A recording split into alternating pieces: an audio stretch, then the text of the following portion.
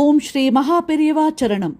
Voice of God, Volume 1, Main title Advaitam, Chapter 18, The Antidote to Sorrow. If a person falls sick, different persons give different reasons for the same. The Ayurveda doctor would say that is due to imbalance of the elements in the body. The allopathic would give another reason. Contrary to all this, the psychologist, who is prominent these days, would see some other reason. Those who practice cures through mantras would say that it is because some offense has been caused to a particular god. The astrologer would say that it is due to a particular position of the planet. Those well versed in Dharma Shastras realize that the disease is on account of deeds of the previous births, karma. It is not only in regard to disease, but in regard to all kinds of joy and sorrow, several reasons are mentioned. We get confused if several reasons are attributed to a simple thing. Are the planets the cause of our joys and sorrows? Or as the mantra cure man says, is it due to an offense caused to the family deity or the village deity? Is such a god to be propitiated suitably? When it is a question of sickness and disease, are we not to go for medical treatment also? If, as some say, it is all the result of the deeds of the previous birth, is one to keep quiet, thinking that it will get cured in its own time? Such confusions arise. If we think deeply about the several reasons, we may find that all of them are true. It is certain that the original cause is only the deeds of our previous birth. That alone brings about several results.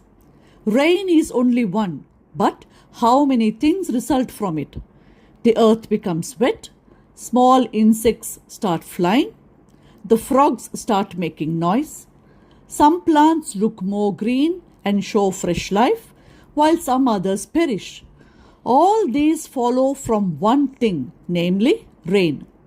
In the same manner, karma is the cause for the disease which has to be cured by chanting of mantras or through astrological remedies or through medical science.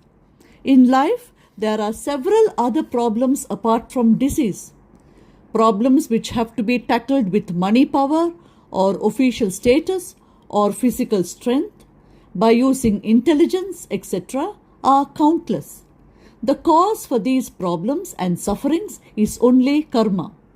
According to science, any effect must have a cause. The entire universe is subject to the law of cause and effect and action and reaction. Entire physics explains only this truth. Because the insentient and sentient world came from the same source, the law applicable to the universe would also be applicable to human beings. Our deeds certainly have reactions. The cause for our joys and sorrows is our good and bad acts in the previous birth or in the past life. Sometimes it used to be said that apart from the effects of our own good and bad deeds, such deeds of particular other persons also affect us. For example, if a child becomes sick, it is said that it is the result of the bad deeds of the parents. When it is seen how they constantly nurse the child and how they undergo mental suffering due to the child, this view seems to have merit. Another thing also comes to my mind. If we meet with something bad, it is the result of our enemies' good deeds. For all the occurrences in the universe, the only cause is the great power, Parashakti. It is according to the directions of the Lord that the world operates. He creates a relationship between several things.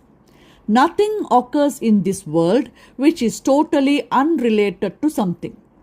What appears to us to be unrelated are intrinsically related by the Lord, who then enjoys just looking on. The deed of a person and its effect are the prime reason for the joys and sufferings of human life. The movement of planets, offense to gods, diseases, etc., are secondary reasons. One may seek remedy through horoscope or magical chants or through medical treatment. When the effect of the past deeds gets exhausted, then these remedies will give the beneficial effect. If one has attained spiritual maturity and leaves everything to God and dedicates everything to God and keeps quiet, that is more beneficial than other remedies. That is a great remedy, the true remedy. Whatever course the deeds of previous births may take, it is important to ensure that we do not further add to the load of karma. More than seeking remedy for the past, seeking the Lord's help in avoiding further loads of sins is important. The remedy for the sorrow that has resulted from the past deeds is only meditation on the Lord. The means to avoid sowing the seeds for further sorrow is also meditation on the Lord. The ultimate remedy is the realization of the Advaitic state in which there is no second thing to cause sorrow. In that state, there is neither joy nor sorrow.